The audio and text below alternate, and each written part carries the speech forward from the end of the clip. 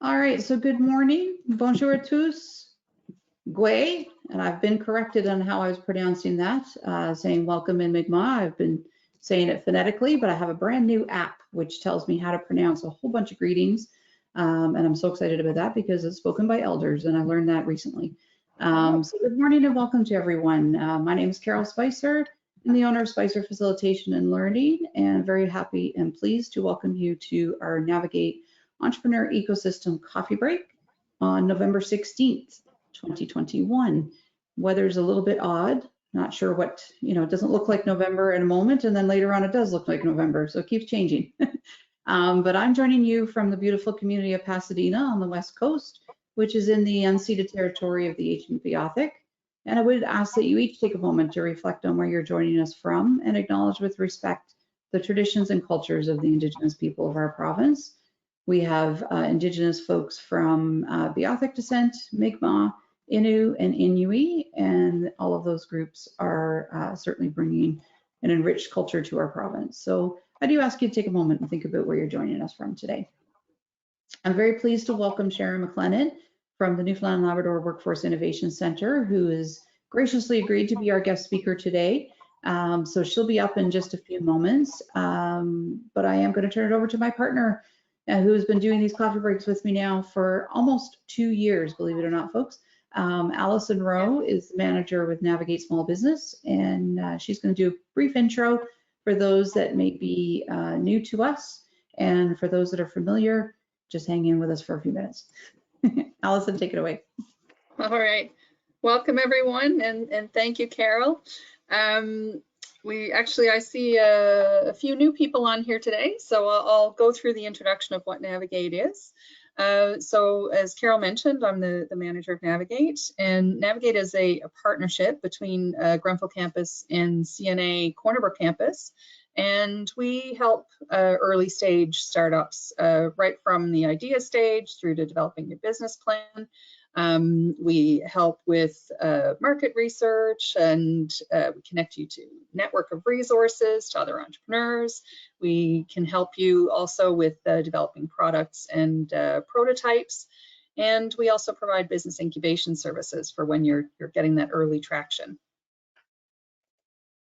And we do that through 3 different service pillars. So we have our Entrepreneurship Centers, and that's the earliest stage. So you may have a business idea and you want to develop it, or you might be someone who's just considering entrepreneurship, not really sure, want to come join some events, meet some folks, and see if maybe this is right for you. That's where you would go. So the Entrepreneurship Centers, there are 2 of them. One is located at Grenfell campus, and one is located at CNA Corner Brook campus. And our services are open to students and the general public. So anyone in Western Newfoundland who wants to connect with us, we can help you out. And then after the Entrepreneurship Center, we also have a Makerspace, again, for product and prototype development. And also there's a community aspect to it where you can come and learn how to use different tools and technology. And we have a business incubator, and the business incubator currently is located at CNA in the Entrepreneurship Center, where we have 3 resident offices and a co-working space. However, both the business incubator and Makerspace, which Makerspace is currently at Grenfell, are soon going to be moving down to the new Center for Research and Innovation. Yay, I know, yay. For anyone who is from the Corner Brook area or familiar with Corner Brook, right across from the mill, there's a big old white building that was in a bit of disrepair. That was the, everything in Corner Brook is the old something building. Well, it's the old HR building of the mill. And now it's looking like a much newer building and soon to be completed. We're anticipating the construction will be finished sometime in February, hopefully, and then we'll be launching the new center shortly thereafter. And that center is a partnership between CNA, Grenfell, and the mill. So it's really going to be bringing together, the academia and industry, as well as the research components that both CNA and Grenfell and also the mill bring to the table. So it's going to be an exciting space. Lots of there'll be what we're referring to as sort of a dirty maker space with things from woodworking and welding to the cleaner side.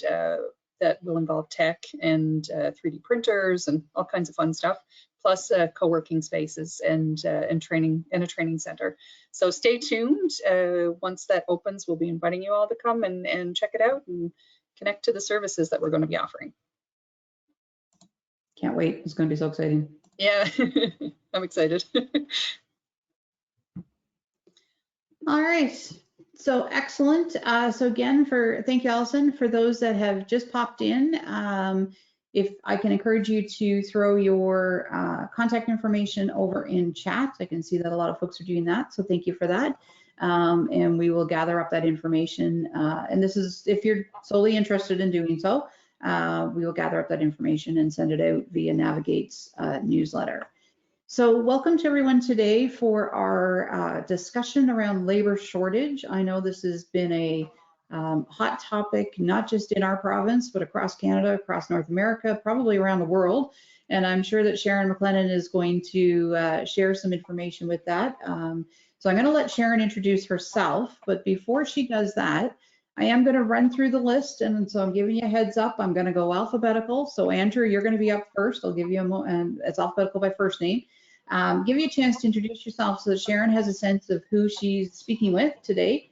So if you could let us know who you are, what organization you either represent or what business, or if you're just startup or thinking about it, and perhaps where you're located, because that's the really training nerd in me. I really love the fact that virtually we extend beyond our local community. So let us know where you're joining us from. So it's going to be Andrew first and then Ashley.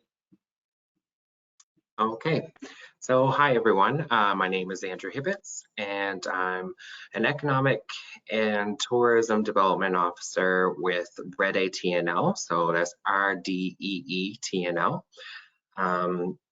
We are a bilingual economic development organization. I'm located in Stephenville. We have Kelly is also in Stephenville, and we have coworkers in St. John's and in Lab City. And basically we, so in two roles, I guess, the tourism aspect of it, I do the Francophone tourism marketing for the province. So for example, when you go to newfoundlandlabrador.com and you click on Francais up at the top, it redirects you to our website, which is exploretnl.ca. And we also do the Francophone tourism guide. Usually comes out every 2 years. However, COVID gave it an extra year of life, so we'll be using the same one for 2022. And on the economic development side of things, we do all sorts of things, projects relating to entrepreneurship, employability, immigration, and of course, tourism. So that's me, and nice to meet you. Thank you, bienvenue. Ashley and then Denise.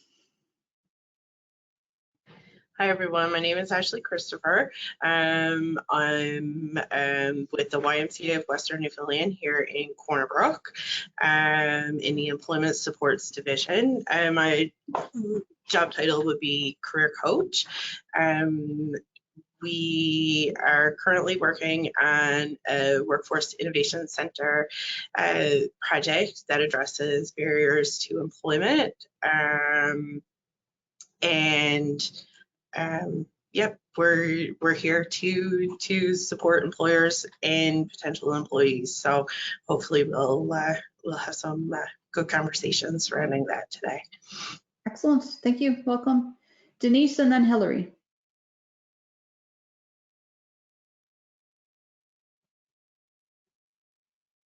Can you hear me? Yes, we can. Okay, my name is Denise Blake. I'm a registered cardiology technologist working out of St. Anthony. I work at the hospital here, and I also have a private health and life coaching practice where I help people who are wanting to change their lifestyle habits to avoid or reduce lifestyle diseases such as cardiovascular, blood pressure issues, obesity, diabetes type 2, and I'm also in the process of completing my trauma recovery coaching certification to help anyone who's been through a traumatic childhood or in their adulthood, and specifically former foster youth and single parents. Wow, fantastic. Welcome, Denise. So happy to have you. Thank you. Right up to the Northern Peninsula, loving it. Yeah. You can't go any further without falling off. That's right. This is where I get excited. Hilary and then Janice. Excellent. My name is Hilary King, and I'm located in St. John's. Myself and Linda, she's on the call as well. We work with International Education Newfoundland and Labrador. So I'm the retention coordinator there on the Study and Stay NL program. So we support international students across the province who are looking to long-term settle here and either get a career or start a business in the province. Excellent. Thank you, Hilary. Welcome. Janice and then Jennifer. Hi, everyone. I'm Janice Evans. I'm one of 3 people that operate a gift shop in York Harbor called The Roost.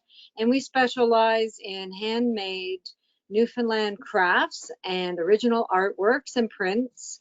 And we invite everyone to come to the beautiful Bay of Islands. Even in the winter, it's beautiful down here.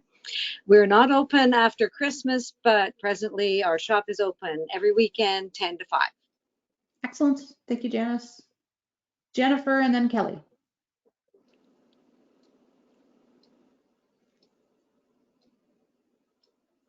I'm not sure if it's the Jennifer you're talking about. You're the one. Okay. The only Jennifer I got. Yes, I'm the executive director at CBDC Emerald in Bayvert. We cover the Bayvert Green Bay region. I'm also volunteering at other organizations like Development Association. So we run some programs during the summer for kids, linkages and Amplify and Canada Summer Jobs. But as CBDC, we have a lot of businesses that we help and support. And one of the things they are struggling with is the labor shortage. And any information that I can get in networking and resources that I can help pass along to my clients. That's one reason for being here today. Thank you. Excellent. Thank you so much for joining us, Jennifer. Kelly and then Leah. Good morning, everyone. My name is Kelly Radford. I live in Stephenville, and I also work for Red A T&L, and I'm Andrew's assistant, and we represent the east coast of the province. It's so nice to see you all. Thank you. Excellent. Thank you. Welcome. Leah and then Linda. Hello, good morning, everybody. My name is Leah Kalpas, and I'm also a career coach at the Western Division of the YMCA with Ashley, and working on that project as well. So just looking forward to everyone's contributes to this conversation, and hopefully we can learn some stuff. Excellent. Thank you. Linda and then Mark. Hi, everyone. My name is Linda Spingle, and I work with International Education Newfoundland and Labrador. Hilary already introduced our program, the Study and Stay NL program. So my office is located in Corner Brook, and I'm based at the CNA campus in Corner Brook. So the program is for international students in their final year of study at MUN or CNA. And this year, this cohort that we just started last week, we have 114 students accepted into the program. So wow, that's excellent. I about that. Thank you. So watch out, because Linda's taking down all your names, entrepreneurs, and she's going to come tag you to be a mentor. Yes. I do speak highly of the program. I gave in to the pressure from Linda and Hilary, and I was a mentor last year. It was a fantastic experience. And there's actually a meet and greet tomorrow, so I'm assuming that I've been invited to that so I can be a mentor again this year. So looking forward to that. Thanks. Mark and then Mireille. Hi, Mark Tierney. I'm a development officer with the Atlantic Canada Opportunities Agency, or ACOA, I guess it's better known, here in Corner Brook. And I guess for those who don't know what ACOA is, it's the economic development arm, I guess, of the Government of Canada. So we have business loans and can do community economic development projects as well. Excellent, thank you. Mireille and then Ray. Mireille, you're home, are you? Yeah, I just got back a couple of weeks ago. So I'm originally from Stephenville. I'm in Corner Brook now, and I got here from the UK. I've been away for about 14 years in several different countries. So I'm relocating here and starting up a website design I do user experience as well as website design so that the websites are actually user friendly. I know that a lot of tech in the past wasn't, and so user experience has become a big thing. So yeah, it was a really, really complex move. COVID managed to complicate everything. But I'm actually here. I'm in a house. I have a table and one chair and a mattress on the floor. I think we've all been there before. But I came across something really, really helpful in my move as all these complications and frustrations happen with moving. Of course, you find solutions. And I found a financial technology company called Wise. And I saved about $10,000 on the cost of my home because you lose a lot of money when you transfer from one currency to the other. And so this company does it at a small fraction of the price. And I realized this is actually quite helpful for anybody that has to do business with anyone in another country. So it's useful for e-commerce. It's useful for me as a website designer because I have contacts in the UK who may want me to build websites and they will be paying me in pounds. So yeah, I just thought I'd throw that out there in my recent lessons. I'm having a lot of lessons in the past few weeks. But we be home. Yeah, that's a great tip. Yeah, Marie, for those who don't know, she joined us from the UK, talked about her desire to move home. I've been following her journey on LinkedIn and Facebook, and her fur babies have gotten home. So excited to have you back in the province. Ray and then Sarah. Hi everyone, it's Ray Miller. I'm with CBDC Long Range in Stephenville. It's nice to be here with you all. CBDC, as Jennifer has already alluded to, we do business loans, business advice. We offer the self-employment assistance benefit as well. We help entrepreneurs get started, basically, is what we do. So we're glad to be here. Excellent. Thank you so much for joining. Sarah and then Shannon. Hello, everybody. I'm Sarah Power. I'm the Media Information Officer at NLWIC. So I'm in Corner Brook, pretty close to Sharon. She's just in the other office there. So I'll let her explain more of what we're about. But I'm really excited to be here this morning with you all. Thank you. Excellent. Welcome, Sarah. Shannon and then Sharon E. Hey, hello, I'm Shannon Sweetland. I'm here representing Elman Outdoor Education, something that Navigate helped me start up about 5 years ago. And I offer outdoor education opportunities for children and also adults through sea kayaking and canoeing programs. Ooh, love it. Excellent. Welcome. Sharon E. and then Simone. Good morning. Sharon Evans. I've got two roles. I always forget to say that I'm a board member. I'm the Western representative with the NLAW team. So I represent the West Coast on that board. And I'm also an owner operator of Siva Meditation. And I've been expanding. One of the ladies there, I tried to jot down your name. You talked about trauma coaching. I'm just registered for some trauma coaching now. It seems like that's a big thing. So I'm doing some exploring in the trauma of the cosmic mind. I'm doing some training there. And I'm also expanding into grief sessions, a mindful approach to grief using meditation. So I am a meditation instructor, and I am getting lots of useful information from these networking sessions. And a lot of this stuff is coming from my clients in these sessions, that this is what people need. Marielle, if I'm saying your name right, I mean, what you're facing is transitional. So everybody needs support, and that's why we're here. And that's pretty much my work as well. I have reached out to the YMCA, would love to collaborate in that area as well. So I'm just fortunate to be here. Thank you, Carol and Allison. I'm in Pasadena. Thank you. Good luck, Sharon. Simone and then Tanya.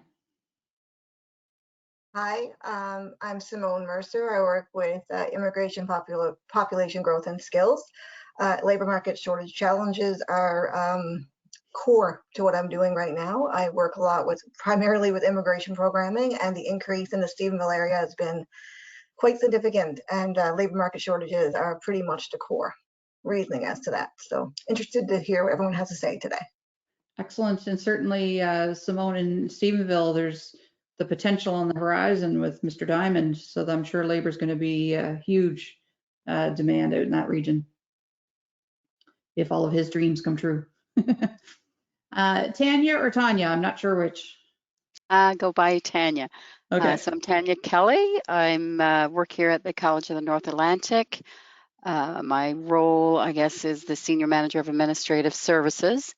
As the college, we provide partnership, as Allison stated, with Navigate, and we work a bit with Sharon as well.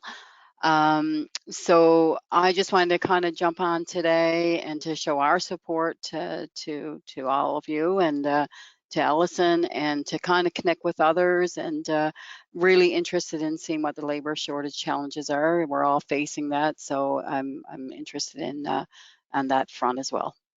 Excellent. Thank you for joining us, Tanya. Going to run back up to the top. So Dawn, you're up next, and then Edwina. Hi, my name is Dawn. I'm with the Community Sector Council of Newfoundland and Labrador, and I'm currently working on a project, an upskilling project, examining the labor market issues in the community sector in the Western region. So I'm, I think, just listening to everybody, labor market, this is a very hot topic, I think, across the province. So I was just, I'm looking forward to hearing what everyone has to say. Excellent. Thank you. Welcome. And Edwina. Good morning, Edwina Bateman. I'm the owner of Avail HR Training Services located in Port aux Basques. I offer training in leadership, DIS training, and a lot of HR soft skills training workshops and so forth. So I'm looking forward to hearing what everyone has to say today too. Thank you. Excellent. Welcome. So Sharon M., there you go. There's your audience. We've got folks from Port aux Basques to St. John's, Bay Verte, St. Anthony. We're just missing Labrador. We'd have it all covered. So I'm, while you're doing a quick intro of who you are, I'm going to stop sharing this presentation and I'll bring up yours, and then we'll get you going. Okay. Good. I was going to say good morning. It's almost afternoon. Again, I'm delighted to be here. Thank you very much, Allison, for the invitation and opportunity. And thank you all of you for participating today. And thank you, Carol, for facilitating this session. Delighted to be here. It's a very important topic. It's been, and it's not unique to Newfoundland and Labrador. It's one that's faced right across the country and beyond.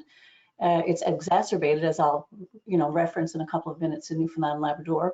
But I guess one of my messages is that there are people and programs and platforms that from a variety of your partners and labor market stakeholders that are at this meeting and beyond, to help address the labor market shortages and challenges and opportunities. It doesn't mean it's going to be easy.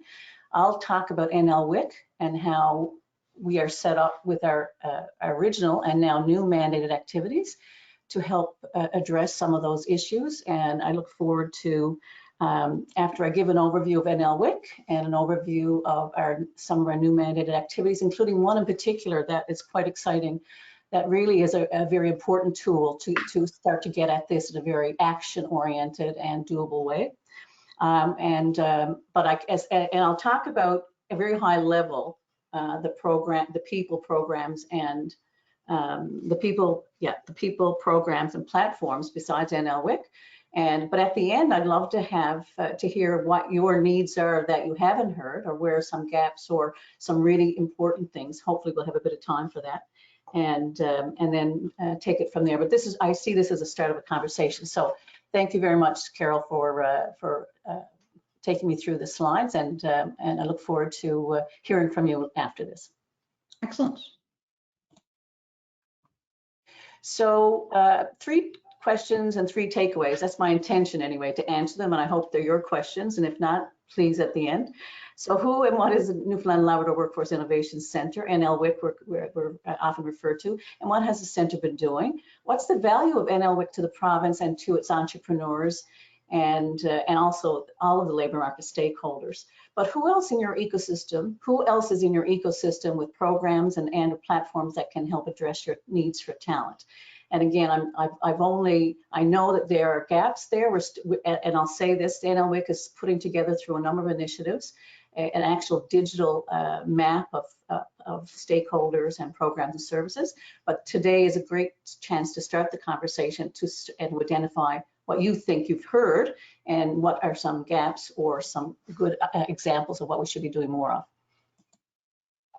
So I want to start with workforce development. It's very mature or more mature in the United States than it is in Canada, but I'm going to just define it for you here, and we're using this increasingly as well, so we're all on the same page.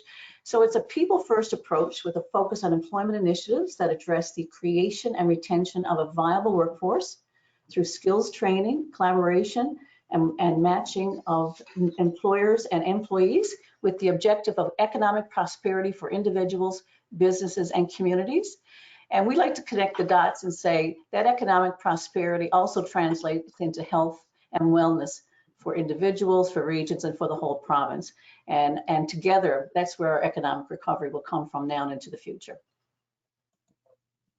So just for those of who aren't familiar with NLWIC, and again, I'll take you through this fairly quickly, but hopefully not too fast in my speaking. We are funded through the Department of Immigration, Population Growth and Skills, and our funding is federal provincial funding under the Canada Newfoundland Labrador Labour Market Development Agreement. So they fund our research activities that I'll talk about, as well as our operations. We are administered by the College of the North Atlantic.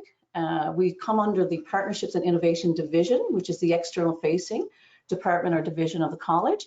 And of course, we're at the top there, and I like to talk about we are the focus of a contract really between the college and IPGS, and with responsibility for certain outcomes around workforce development, workforce innovation, and I'll talk about what those impacts should be in a second. So we were established in 2017 by the provincial government and are administered, as I said, by the College of North Atlantic.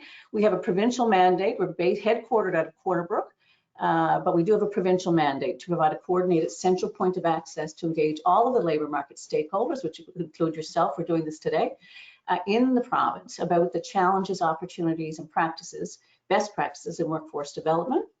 Our goal is to promote and support the research, testing, and sharing of ideas and models of innovation in workforce development that will positively impact employability, employment, and entrepreneurship within the province's labor force, and particularly underrepresented groups.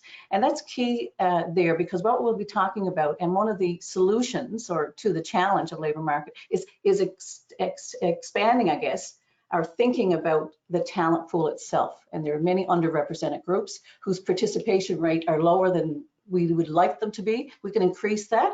That would increase, that's just one way to increase and address the labor market shortages. Okay. So why NLWIC? Because we have challenges, aging and declining population. There's been out-migration, although we're starting to see in-migration, which is an interesting term, our latest research. Recruitment and retention has key issues. We continue to hear changing technology, automation, skills shortages and mismatches, and for sure, labor shortages. Opportunities are, this is where we like to talk about the demand. There is demand for employment, and that's partly the reason why we have some labor shortages, or just part of the reason. But the supply, we do have a supply, and that are those groups underrepresented in the labor market, which I just talked about. And then, of course, there's workplace and workforce innovation that's happening, and that's an opportunity to impact employability, employment, and entrepreneurship. So we had 4 original core functions: stakeholder engagement, research funding, best practices repository, and capacity building.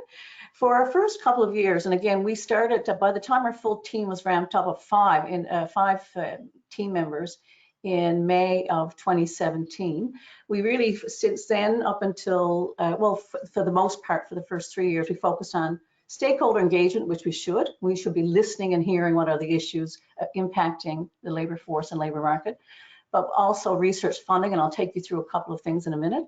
We're now focused on, as well, growing, saying, okay, now that our research projects that are testing new models to attach people to the workforce, now that they're coming to an end, how are we going to help encourage businesses, employers, job seekers to adopt these models so that they can grow the quality and the quantity of the workforce. So capacity building is a piece that we're focusing on as we move forward. And a best practices repository is where we're going to put all this evidence of what works and what doesn't when it comes to attaching people to the workforce. And we're learning lots of good things, and I'm delighted that we have a couple of our research proponents online. We call them the Newfoundland Labrador Workforce Innovators, and they really are. They're community-based for the most part. But we'll be working with Magnet at Ryerson University, actually, who is putting together an accessible repository so that we can ensure that what we're learning about the tools and models of attaching people to the workforce, particularly underrepresented groups, how do we get that out and have you adopting it so you have another solution to your labor shortages and challenges. Just a couple of messages, and you've heard them before: diversity and inclusion. There is a recognition, growing recognition, which is great, that immigrants are key to workforce development. And we're starting to see a shift, although it hasn't always been there, about the other potential talent pool out there, which I've already said about underrepresented groups, recruitment and retention, career development gaps and opportunities at all stages. And again, I should say that, as they say, the needle is moving.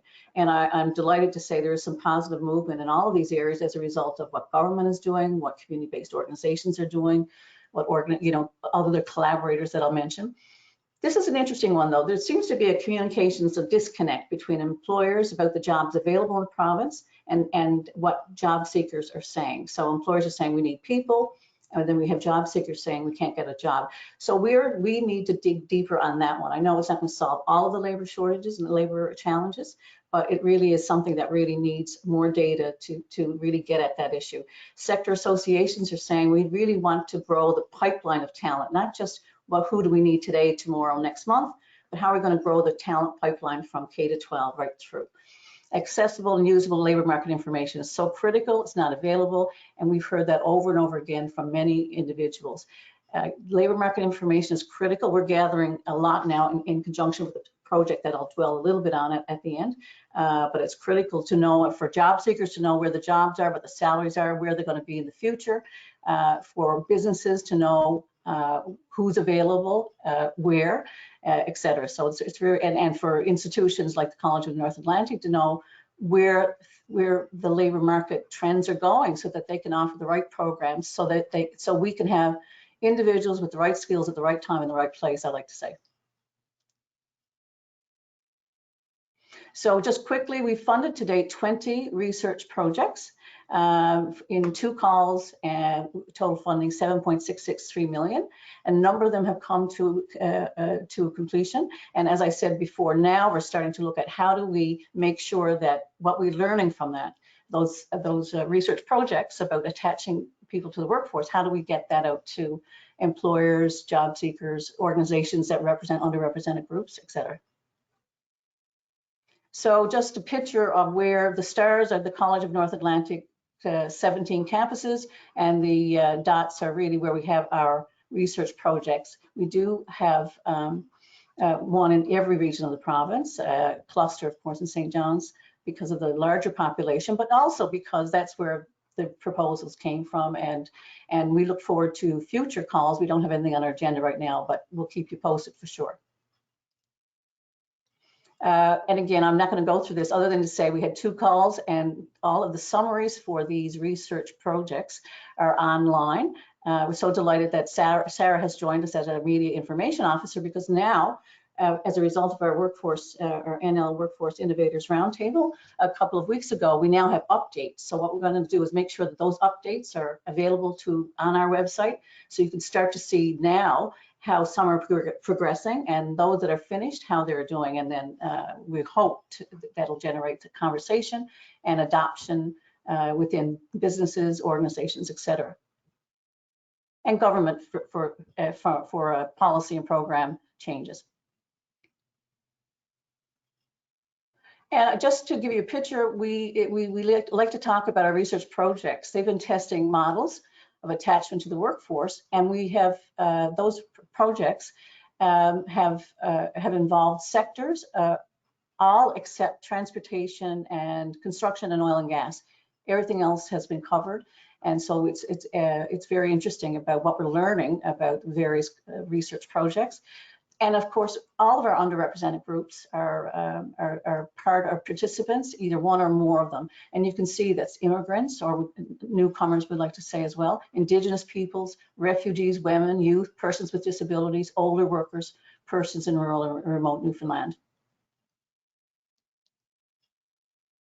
And that's our Newfoundland Labrador Workforce Innovators. We're very excited. We're so delighted with their enthusiasm, with their commitment, and look forward to continuing to see the results of their involvement in terms of innovation within their organizations and within their communities and within the province. Next. I just want to say here that everything we do is about collaboration, and someone had said that in their introduction. Very important for us, both within the province, and we've collaborated with Navigate in the past. Nationally, we've had several collaborations which have been key, and we believe that right now we're looking at how can we now start to have them bring their expertise, their funding, et cetera, to address the problems of skills development, workforce development in Newfoundland and Labrador. So stay tuned. But we're very excited about how we're working with them and continue to develop and get approached for collaborations, including our international one. We were one of 2 case studies in Canada on an international project by the Organization for Economic Cooperation and Development. And that looked at a number of things, including a recommendation for that said that NLWIC should actually look at not only workforce development, but workforce innovation, but workplace innovation, because they go hand in hand. You know, if you have more innovation within leadership and with employees in an organization, then that in fact will help address practices about hiring, recruitment, et cetera. And so they go hand in hand. So we're looking at in our strategic planning in the future about how we might address that.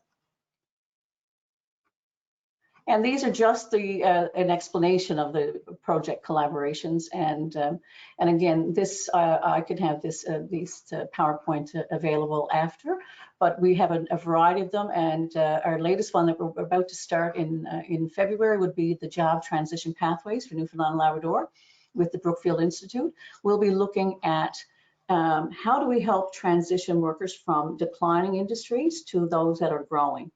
And they've applied a model in Ontario that in the food sector, the retail food sector, and they learned an awful lot, and they think that that can be applied in Newfoundland and Labrador. Again, it's all about what we're learning that can increase our workforce, the quality and the quantity and the numbers and the diversity and inclusion.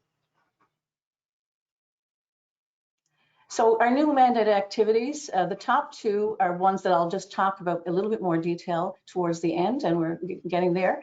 And that would be workforce development committees, first of all. And we've just rolled out last week the first of many, actually 90 workforce development committee meetings between now and the end of May. And that's all about really getting at, and our newest tool in our toolkit, how do we ensure that regions, and there are 10 in the province that we're working at, that they have, that we understand, first of all, what employers, including entrepreneurs, are looking for, and who's available, and how do we make sure that we make that connection. And standing committees, and each of those that I'll mention are made up of government departments and the College in North Atlantic, because what they will do is they're going to action plan. They're going to say, okay, you've got this need. How do we match the supply and demand? What programs and services do we have? And if we don't have them, how are we going to get those services? So it's going to be very exciting, but it's going to be very action planning and doing we talk about. But it's also going to be testing some new models of labor market information. And I'll mention that in a slide as we come forward. The bottom 2 are, we finished underrepresented groups engagement session. We had a 3-phase project whereby we consulted with government and with organizations that represent underrepresented groups to find out what are their labor market challenges and opportunities. What are some research projects that are needed to fill in the gaps about what we don't know about labor market, about participation in the labor market. And that went really well. We have a final report ready to one more edit, and we should be ready to send it off to government with our recommendations based on our consultations. And then the exciting one that's we're about to ramp up in the next the next couple of months is Economic Immigration Focused Ideas Lab, and that's all about coming up with practical, bringing all the stakeholders together. Issues and working teams is how we see it right now, to identify practical approaches to the recruitment and retention of immigrants and newcomers in this province. It's going to be really critical. It's going to be centered, headquartered out of the College of North Atlantic and NLWIC, but it will be virtual for sure as we go forward, but a very important piece about, again, addressing the need to address labor shortages and labor market challenges. So this is just a picture of how they all come together. We had 4 original core activities. We have 4 new mandated activities. Some were overlapping in terms of stakeholder engagement. So we have 6, but the focus here is connecting the dots between, we've got COVID-19, we have workforce development, and we have economic recovery. And those are critical, and we focus on those.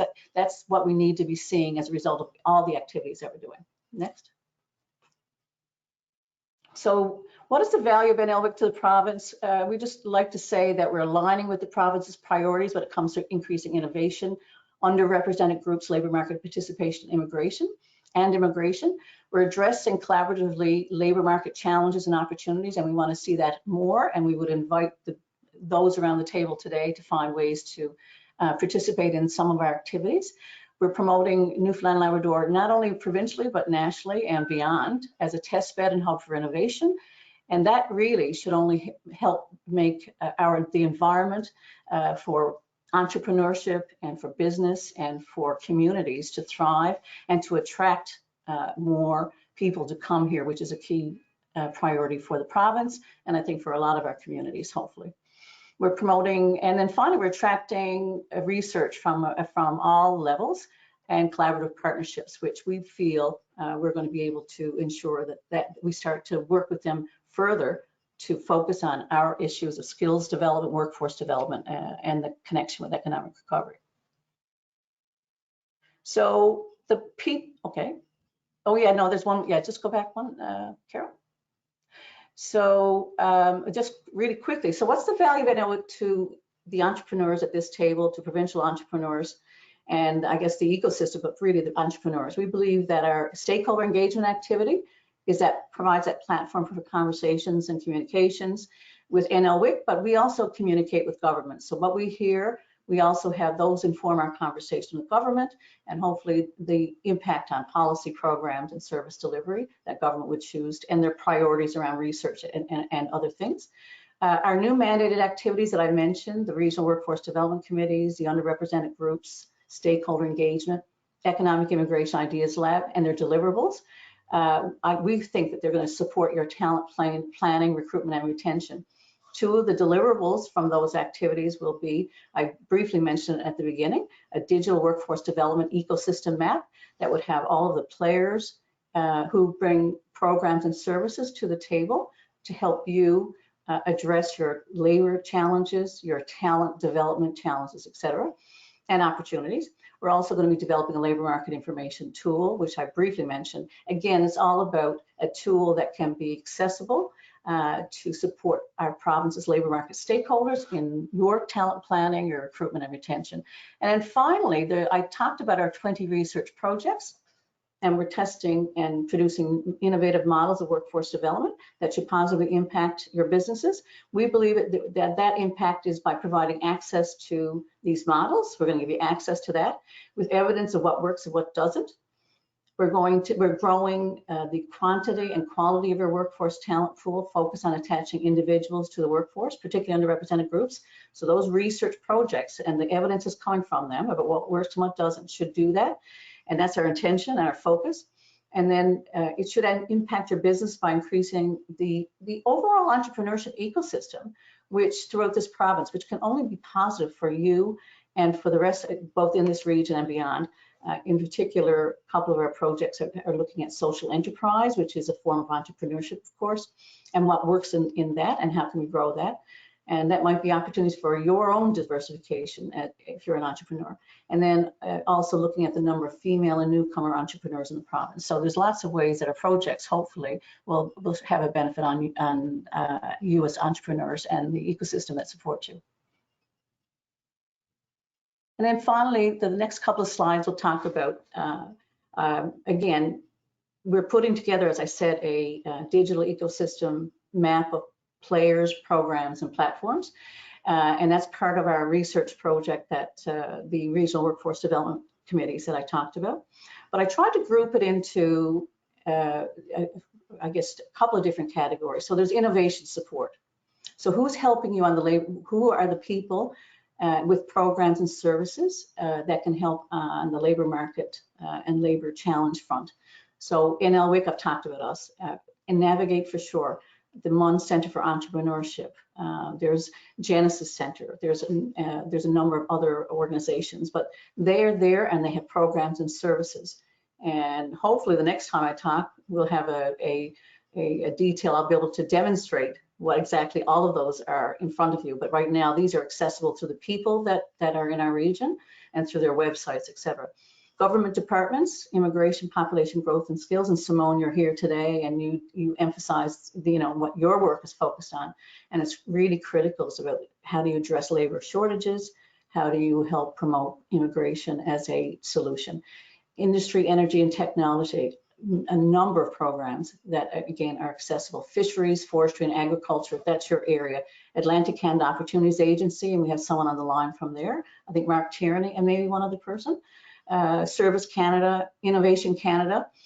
Again, in doing, putting together this particular slide presentation, the Innovation Canada, just as just one example, all of these have programs, but they have a searchable database of programs and services. So you just plug and play.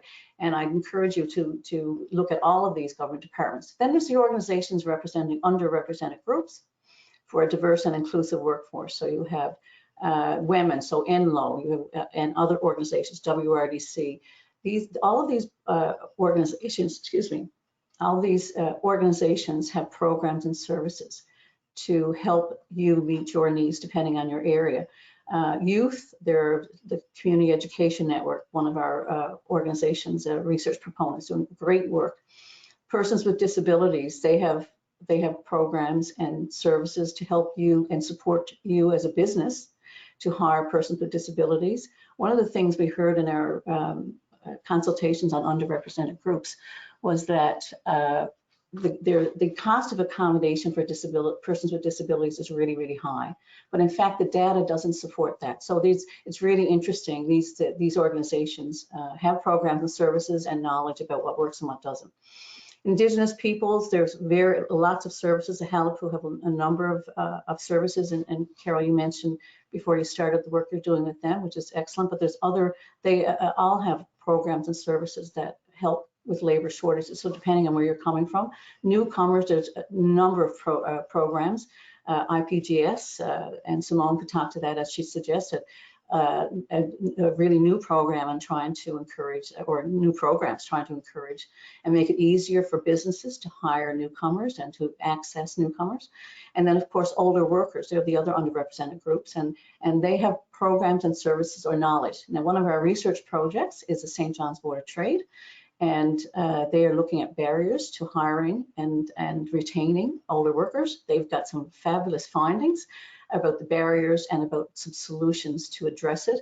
And so the idea would be, if we can disseminate this information about the results of the research, that can help you or your colleagues look at a broader talent pool from which to draw upon to address your labor market challenges and labor shortages. Sharon, can I jump in there for just a moment? Yes.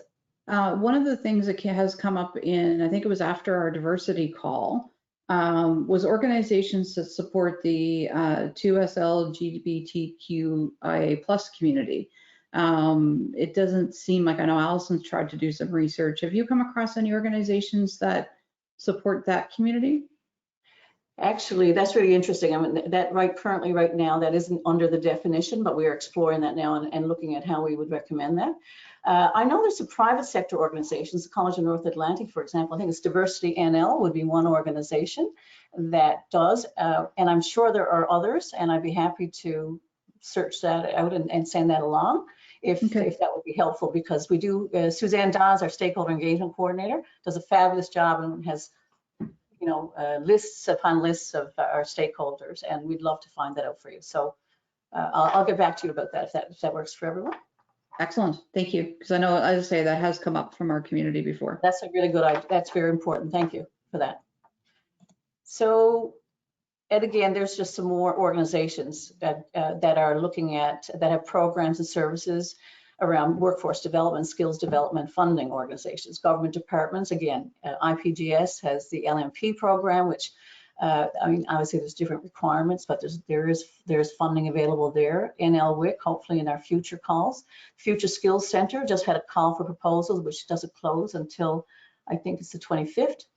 So there are programs there. And again, one organization, one business may find it too difficult to do that, but as a collective, maybe there's a group within this network, Allison or Navigate, that would like to put something together that would be really helpful on that front to address the labor shortages. Sector associations, there's a lot of them, and I don't know if those around the table are members of those. I think that they would love and need the opportunity to grow throughout the province. So but it's another big source, and they have programs and people that are looking at talent every day. And then the one that I wanted to put on the table before as we wind down soon, and that is a work integrated learning. And again, there's at least 9 categories of work integrated learning, but it's like co-op, it's internships, it's applied research. These are opportunities for you as businesses to really to start to develop your talent pipeline. There's huge or lots of programs and funding available to support businesses, lots of resources, and I'd be happy to share them. Being produced by the Business Higher Education Roundtable. They just produced a resource hub. We had collaborated with them on a research project last year to find out what employers need and how to kind of make that connection with students. It's a huge opportunity for you to grow your workforce now by giving students an opportunity to work in your business. So I really highly encourage that. And the College North Atlantic is doing lots, but there are other institutions that can do that as well. Magnet at Ryerson University, I put it there because Magnet is, and we've collaborated with them and continue to, but they have examples of how this works and how they have money to address this. So it really is low cost way and a great way to grow in your pipeline and your talent. And then education training providers, we're there and we have students and other training providers have students that need work integrated learning. It's an opportunity for them to get experience, which often is a complaint that they don't have enough experience, and it's a chance for you to grow your workforce. And then finally, there's private job posting platforms, and you know what they are. There's public job postings dashboard, which I would encourage you to look at, the Labor Market Information Council. And then there's corporate job boards of sector associations. So these are all sources of, again, talent and potential talent for the workforce that you'd like to develop.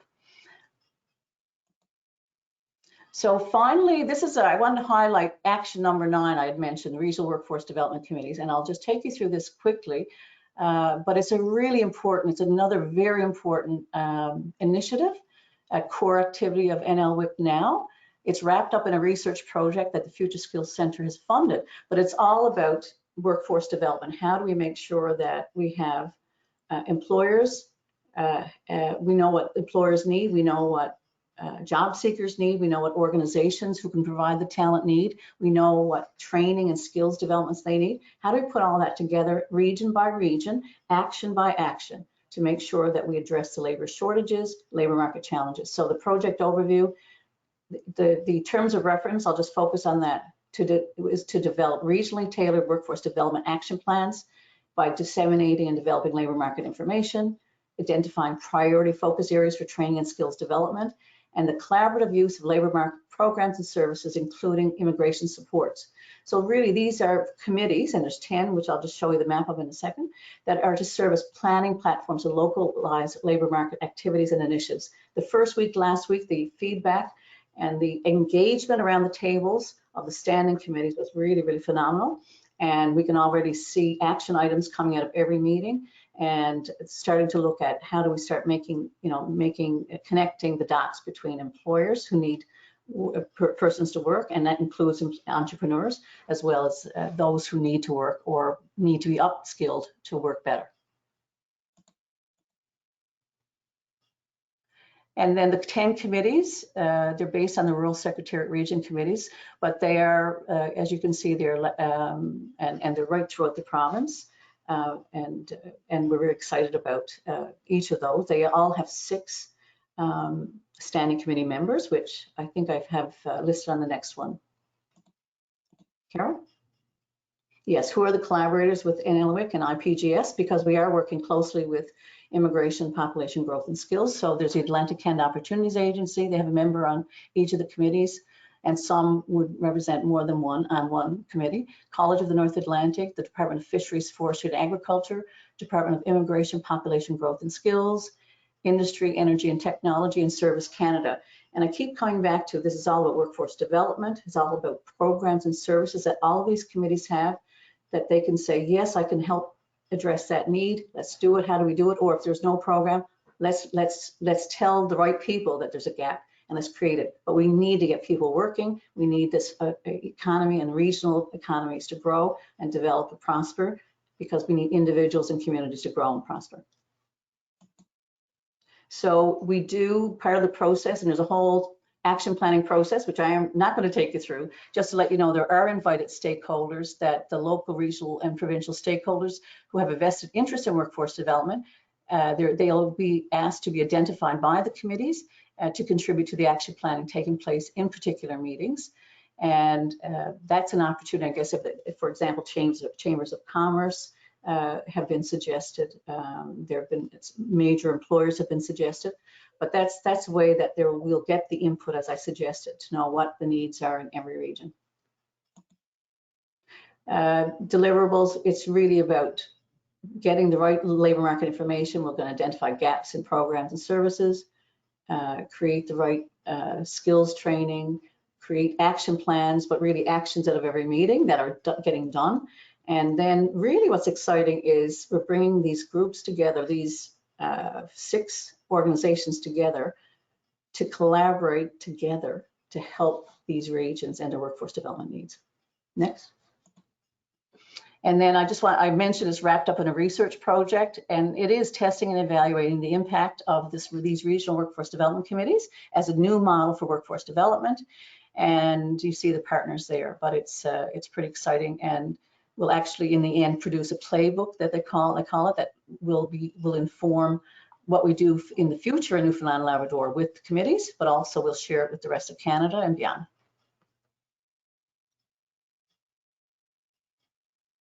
And again, I've said that, so you could just move on to the next one, Carol.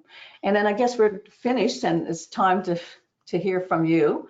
And I just want to say I would love to hear what your needs are, your questions, comments, and suggestions, but also what your needs are to address what is one of your key issues, which is why you have this today, which is labor shortages or talent development.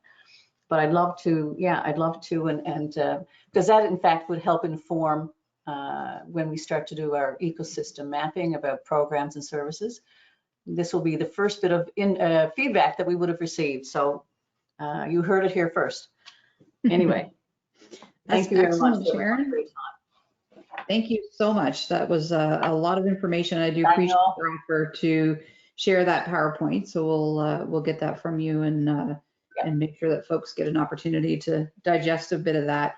So we'll throw it open to the folks that are on the call. If there's questions, comments, you could do this a couple ways. If you're on video, raise your hand up physically if you want, and I can see that. There is a raise hand on your little toolbar down at the bottom. If that's not working for you, you can type in chat and we'll manage it that way. So any comments to anything that Sharon brought up, or questions, clarifications, aha moments, anything at all? Edwina.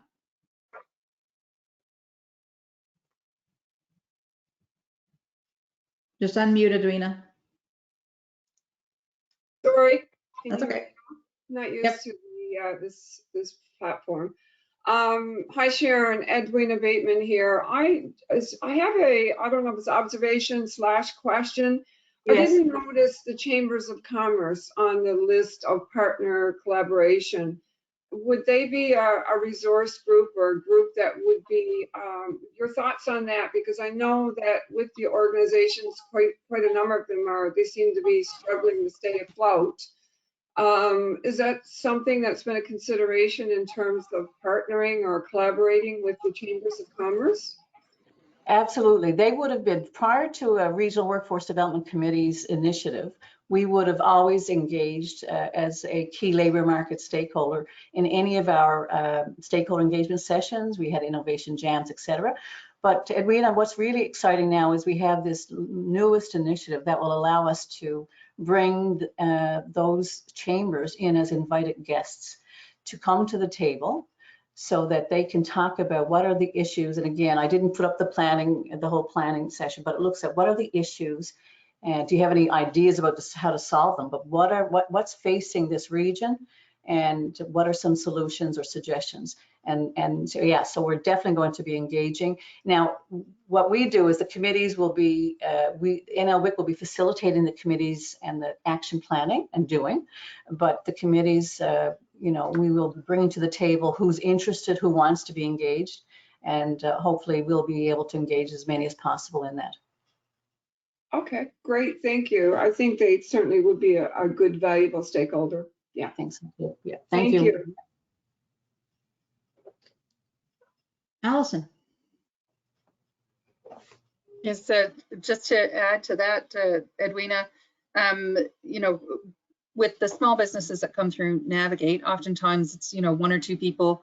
They don't necessarily have, they're sort of jacks of all trades, trying to do everything from marketing to finance to, the whole social media piece. And it can be really challenging when you have to wear so many hats and you don't necessarily have the funding to hire people. So, getting together with groups like the Chamber of Commerce or other, groups of entrepreneurs where you have other small businesses that you could potentially partner with and potentially together pool your resources to hire someone to support you collectively can be that can be one of the solutions for small businesses starting up. There's also there's a few other programs I wanted to mention actually that that I often refer people to. MyTax, MITACS. Yes, yeah. Yeah, MyTax is a great program. They have a number of different programs within MyTax that you can apply for. There's one called BSI. It's Business Strategy Internships, I believe, and there's an accelerator program, and they help small businesses by connecting you with high-level students who can come in and do research and work for you and on specific problems that you're trying to solve. And they will match your funding. Like there are different rates and things, but generally speaking, you can get anywhere from 10 to 15,000 worth of support for, say, a 4 to 6 month project. And then there's the ability that works like Lego blocks. You can continue getting more and more projects to build your business and to build out, those skills. And then eventually, you have students that you can hire from that process as well. Ripen is another organization, that's RIPEN, that matches businesses with students who are looking for problems to solve and jobs. And it helps them get the skills they need. It also gives, small businesses a youthful perspective on some of the problems that they need to solve. There's Experience Ventures that's being offered through MCE right now, which is a similar program. And then there are also Entrepreneurial Externships, so where we're sending students out into startups to help them identify, again, it's sort of problem solution. So find a problem that you could potentially turn into another business, or it could be, problems that need solutions to help the startup grow. And then those problems come back, to the folks at be it MCE or it could be Navigate or wherever, and we help them. We help the students find the solutions that can help you succeed. So there are a lot of different opportunities out there, in addition to, I'll say, the more traditional supports like IPGS and federal government, etc. Yeah. So there are a lot of supports out there that can help you, hire, but also innovate and grow at the same time. So there are innovative solutions to employment as well. That's excellent, Allison. Thank you for that. It's interesting on the, you talked about Ripen and that their connection with the Business Higher Education Roundtable. Only yesterday, I had an email from a person, I don't know if you've heard this, Rural Roots. It's a work integrated learning initiative. And it sounds really, really interesting. And again, I'm going, I can share that information, but it's related to Ripen and the work integrated learning. So those are excellent. And I'll make sure that we start compiling what you've been saying too. Love to hear And more. with our, you know, clients here, clients who come to Navigate, oftentimes they need a student for, you know, a short period of time to help, you know, maybe it's to get some of their stuff online. Maybe it's, you know, they're starting up a farm and they need someone who can help with some of the early stuff. You know, I can help connect you to the different student work term options that are available here. Yes. I can connect you to students at Grenfell as well. And sometimes there are research projects that we can link you into. So you might be able to avail of you know, a wealth of resources, both from the student perspective and the research perspective, and at the same time get some of your employment needs met in the short term that eventually can turn into long term. Absolutely. There's researchers that want to research. They just need someone to give them an idea to get going. And there's funding for that. And there's funding for that, that's right. I know I just did some work with Newfoundland Labrador Federation of Agriculture, and we just did a roadshow talking with farmers so that researchers can look at what they need and do some research. So instead of the farmer having to do it on a farm, the research committee will come out to their farm and do research there. So that's, you know, there's always those synergies that can happen. Anything else from anyone on the call, whether it's an entrepreneur or someone in the support agencies that you're hearing? I do want to refer you into chat. Murray put a comment there, Sharon, I think, which is interesting around accessibility. So, you know, a lot of the technology and websites, and I know that that's a really big thing around accessibility. You know, not everything has those needs or that lens as people are building solutions. So I think that's a really good point that she brought up there to remember as well. Ashley.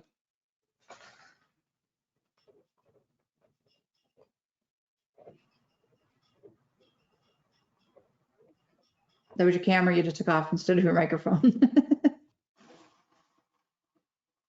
There you go. Sorry about that. Yeah, it's Tuesday. So I just wanted to say that throughout the course of our NL WIC project, we've researched barriers to employment in the 15 to 40 age group.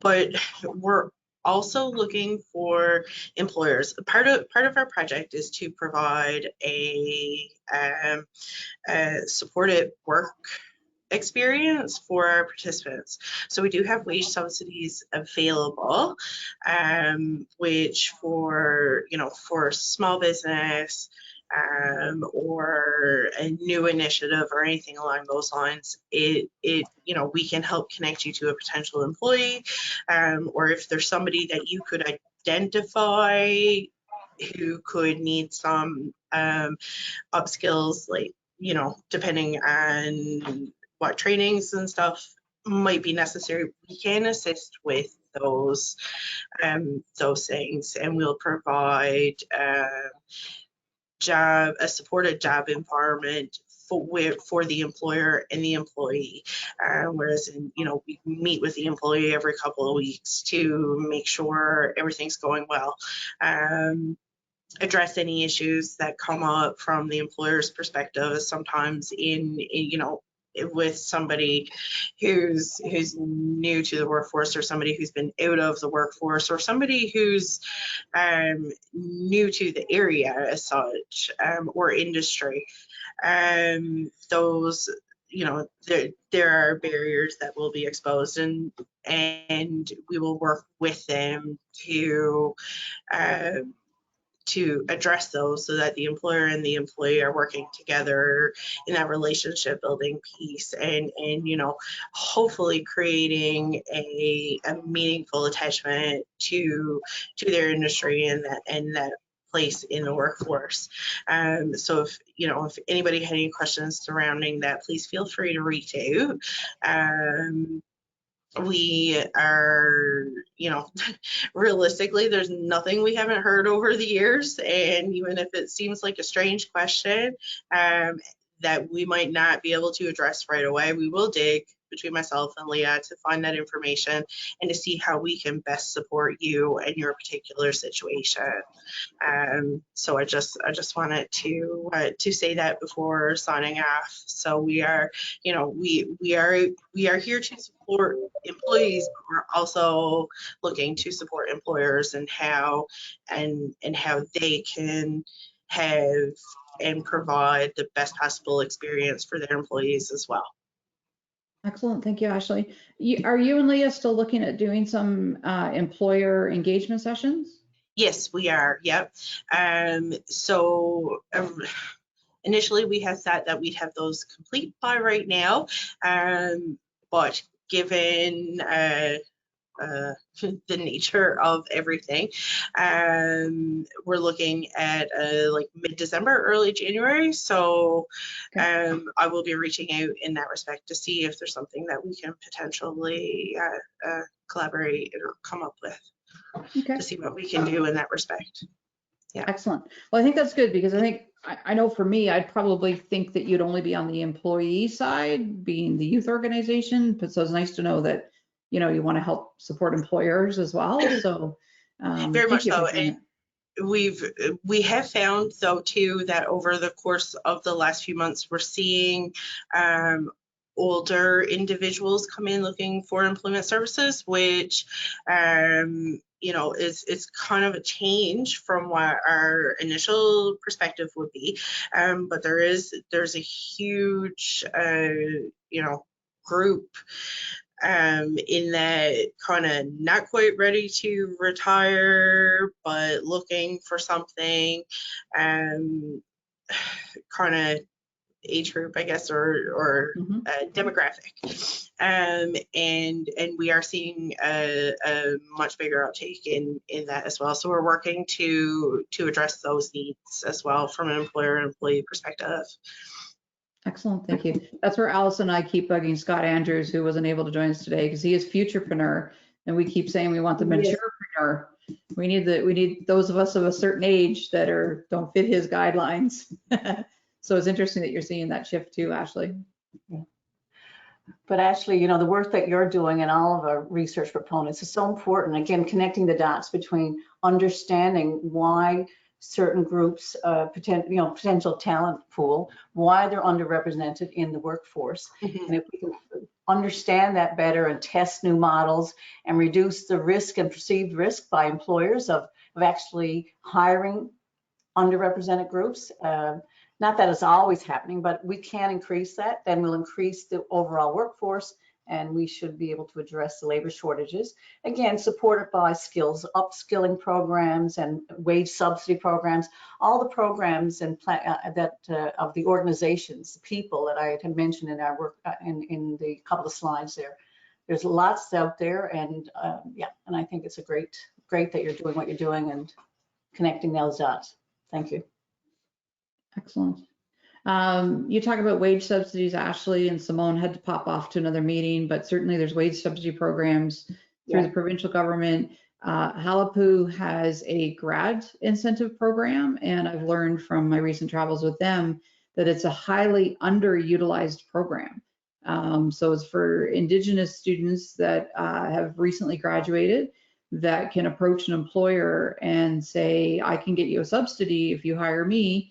That will transition, that, you know, starts at 100%, and then over, I think it's a period of 12 weeks, it gradually decreases. So the employer doesn't have to bear the burden of that initial startup hire at 100% at the beginning. They'll build to that. So similar to other wage subsidy programs as well. But I know for anyone in the Indigenous community that recent graduates out of those programs, and again, there's no age on that. It's just if you've recently graduated from a program. But I definitely think the mature student is something that in the maturepreneurs areas that are coming to light more and more. And whether that's through, like many of us on this call that are entrepreneurs, not necessarily by choice, you know, it's changes in life and different circumstances that have sort of led us down this path. But it's at a different stage, right? You're not that 18-year-old going into entrepreneurship at the college or into the university and then coming right out. You have a different path to it. So excellent. Any other comments, just as I switch back to our presentation? I've just got Sharon's contact information up there right now that you can see.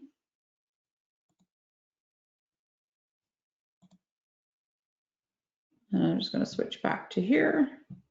Any other questions or comments?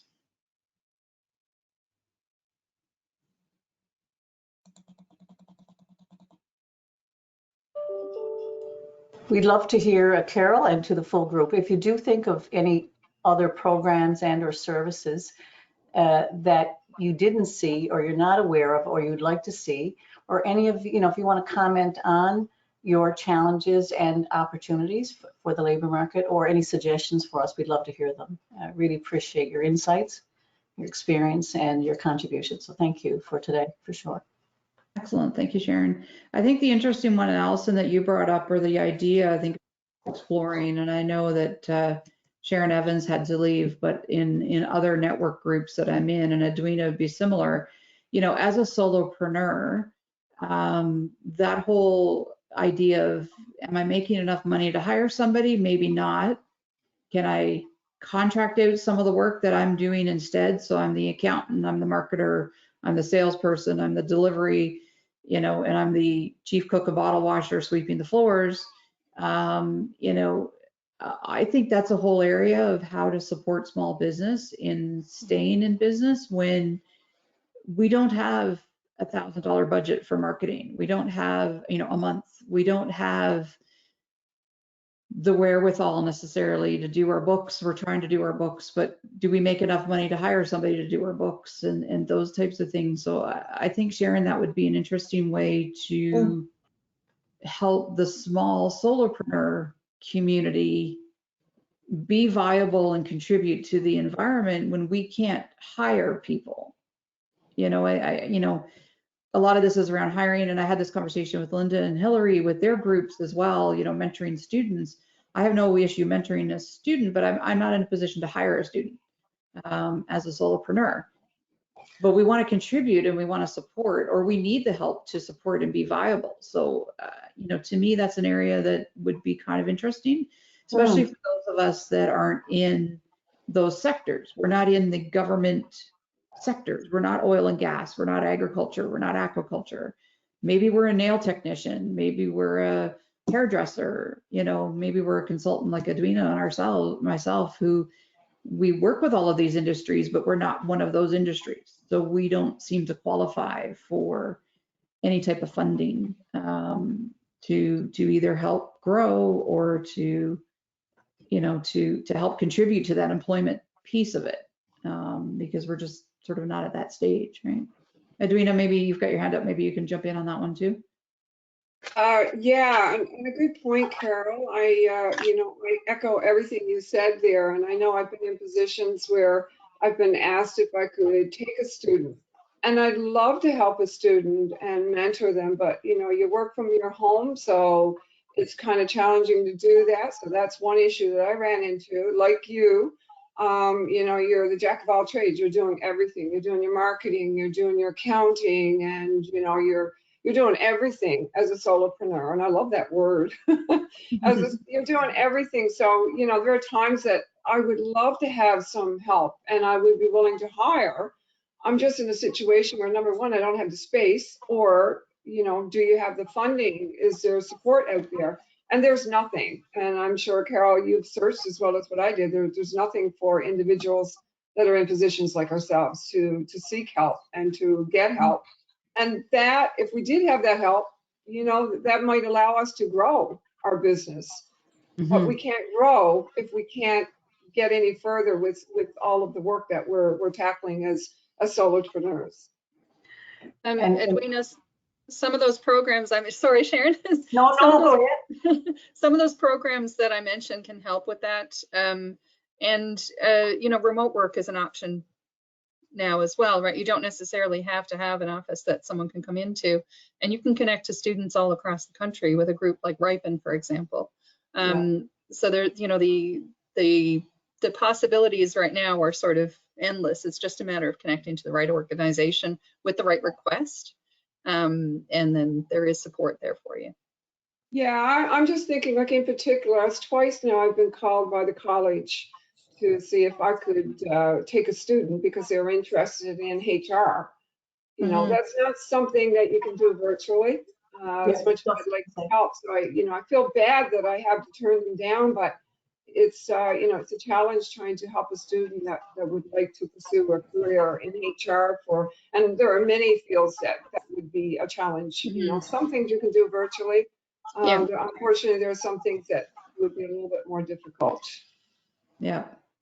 The other thing for me personally is, to be perfectly honest, I don't want the headaches of staff, and the occupational health and safety and the payroll ramifications, but it doesn't mean that I wouldn't necessarily hire somebody for something. I just think I would want a different relationship. I don't necessarily want to be an employer of other people. It would be, contract work or those types of things, but I still think that contributes to the workforce, just not quite sure how. It sounds like there's an entrepreneurial opportunity waiting to happen to service other entrepreneurs with solutions they're really, really interesting. And then just as a final point, on the remote work side, and I think we've lost Andrew, but also the Community Education Network, their research project was looking at various models and viability of social enterprise. And one of them that they established, which you may have heard about, was they've adopted an Irish model of remote working. And they see it as a really important way to grow the workforce and employment in rural and remote Newfoundland and Labrador. But it's called remote work, and it's really interesting. So hold that thought, or at least I think that's a really good connection there, Rena, like that idea that remote could probably work for you, particularly if you don't have the space and you don't need someone full-time, maybe only need part-time. Anyway, very interesting. And Maria's put a comment in there as well around individual, a lot of the tech folks are working remotely, and certainly we've seen that in this province where, yes, you can start a multi-million-dollar tech from St. John's, Newfoundland and Labrador, and you can have staff all across the province and all across the world. So to your point, Maria, I think that's an excellent piece. I guess the other thing, I'll throw this out to Ray and a few of her colleagues that have dropped off, but to pass on too, that, I know I've been hired by other entrepreneurs through some programs through CBDC and others. However, again, if that particular client isn't in those emerging industries, if they're not an ACOA client, if they're not a CBDC client, it's a bit of a gray area about, whether they're eligible for that funding. So the not-for-profit sector seems to be fine, but the individual, if Edwina wanted to hire me or I wanted to hire her, is she in the magic category that I can hire? So sometimes the skills that we need don't line up with some of the criteria for people to be able to use funding to hire a consultant. So that's not an answer, Ray, you have to answer today, but I know that that's some of the things that folks have run into when they've tried to secure hiring somebody to help out, whether that's on a project or as staff. Carol, I want to jump in before too many people leave. Yeah. And just mention the Jose Lamb event really quickly. Yep. We've got an event coming up on November 20th. It's November 26th in the evening until Sunday afternoon on the 28th. It's the Jose Lamb Startup Event, and it's a startup weekend style event that's open to students and the general public from anywhere. You don't need to be from Corner Brook. You can be from, if you're in town or you want to come in in town that weekend for the event, by all means do. It's a chance to come and meet with other entrepreneurs and learn some skills about starting a business and potentially even grow your business. We've got basically on the first evening, people will get up and do informal quick pitches of a business idea. Those get voted on. The top ideas move on through sort of to the next round, and then everybody joins a team. So you pick the business idea that you want to be a part of, and you've got the span of the weekend to basically start a business. It's a pressure cooker style event where everybody gets their skills together. You get paired with a mentor, And by the end, or by, I'll say lunchtime Sunday, you should be ready to pitch Dragon's Den style to a panel of judges and potentially win the startup event. And there are companies, actually, I don't know if Mark is still on the call or he's just left, but Mark Tierney, for example, was part of a group that pitched Saucy Newfoundland, the Newfoundland Sauce Company. They won a couple years later. They're in 40 retail locations. So, you know, real businesses come out of these events. And it's also a great opportunity to meet other entrepreneurs and maybe meet some people who have the skills that you're looking for right now. So it's, you know, coming to these events and connecting like we're doing here today. It's not just about learning that particular skill. It's a networking opportunity, and those opportunities lead to potential hires and partners and clients. And so every chance you get to get out there and network, I would recommend that you join. Absolutely. I can speak to that one. I was at that event. I showed up as a pitcher on Friday night. Mark pitched an idea, another couple pitched an idea, and a third person pitched an idea. And by Friday evening, they came together as strangers, essentially, merged their ideas, and by Sunday were selling us sauces and giving us samples. They had YouTube up and running, they had website, they had sales, and Friday night it was 3 separate ideas. Wow. And they collided Friday night, and like I say, by Sunday blew us away. Another one, I've been a mentor at the event. I think the winner, the year that I was there, was a Cannabis Lounge. And that was before cannabis was legal, but it was anticipating that, you know, those of you that have students that are renting, they're not allowed to smoke cigarettes, let alone cannabis, in a rental place. You're not allowed to smoke on campus. You're not allowed to smoke walking down the street. Where do you go? So that was, you know, the innovative idea. There's been all kinds of neat businesses coming out of it. So it's a fantastic weekend. It's very, very intense, but fun, and they feed you. I hope you're feeding them again, Allison. It's always good. Yes, and I'd ask, you know, all the other support organization folks on the call, if I put the information in chat and the links, please do share it out to your networks. We'd love to see folks coming in from, like I said, from other areas. If anyone wants to come up from Stephenville or Port aux Basques or down from St. Anthony or wherever, we'd love to have you here. Yeah, absolutely. Our next coffee break is scheduled for December 8th. I don't know, Allison, if you have the link or if I even sent it to you. Maybe I did. It's in the invite. But the registration's open. We'll have that up shortly. We're probably at this point looking at doing another Christmas type launch. So anybody wants to come on and tell us what's happening for their Christmas sales or holiday sales. But that's subject to change. We'll see what sort of percolates. If there are any suggestions from the community of topics that you'd like to see, let us know. If you are hosting an event, please tag Allison and Navigate. She's fantastic at promoting businesses and putting our events out there. If you are not yet on Navigate's directory, I encourage you to do that on their website. They have a business directory under the resources section. You can post your logo and all your contact information. And there's businesses from all over the province there. It's really nice to see, and it's really quick and easy to see because it's all visual. It's all our logos, and then you click on that and you get more details. It's under the ecosystem section.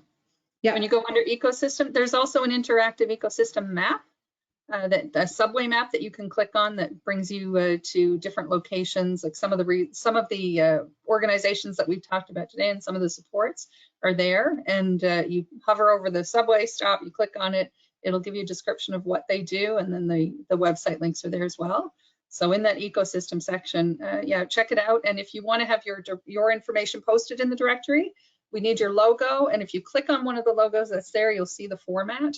We basically just need your information in the format that's there. Yeah, absolutely.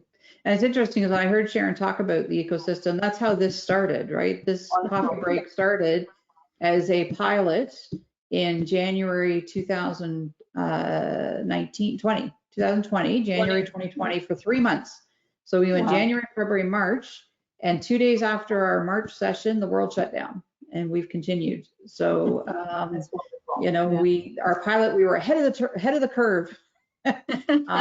And, you know, the ecosystem is what it's about. It's connecting with each other and learning from one another. And And I can't stress networking enough, but I'm an extrovert. I love to network. So, and I know it's not always for everyone, but I just think this, the in-person stuff is fantastic, obviously, and we want to do that as much as possible. But I'm very pleased that Navigate is willing to give this opportunity for people. So we've gone, like I say, Port aux Basques to Bayvert to St. Anthony to St. John's. I think this is just wonderful.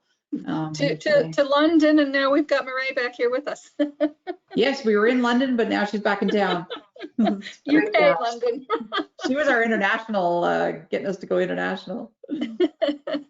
Congratulations, you got great models, Allison. As you know, I've been very interested in what you've been doing and around that ecosystem. And what we'd like to do is take programs and services accessible by various organizations to a whole new level by, by digitizing it and making it really accessible that way. So thank you for all your, for that kind of inspiration and templates. So thank you. Yeah. Thank you. And thank you, Sharon, for coming on and sharing all of the information about the great work NLWIC has been doing. You guys are growing fast, and I'm excited to see the new projects that you have on the go unfold. Excellent. Absolutely. And I think the work you're doing, Sharon, is only going to add and enhance what is already starting to get out there. So the accessibility piece, to Marae's comment, if you can make that more accessible, then that's what it's about, right? Excellent. Thank you. Anna, if you're there, we didn't get a chance to hear from you. I don't know if you want to do a quick intro or if you want to type over in chat who you are. Denise, thank you for your comment. I'm so glad that you were able to join. So please stay tuned and join us again. But Anna, if you are there, you can open up your microphone if you wish, or just say a quick hello over in chat.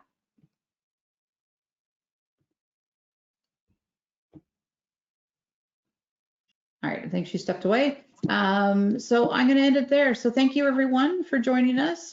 Please stay tuned to Navigate and or my social media platforms. We'll get the recording up. We'll get a follow-up email out.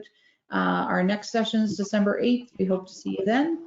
And have a fantastic day, everyone. And I noticed that I'm going in and out of shadows, and that's because the sun's shining. So I wasn't going to complain and close the window.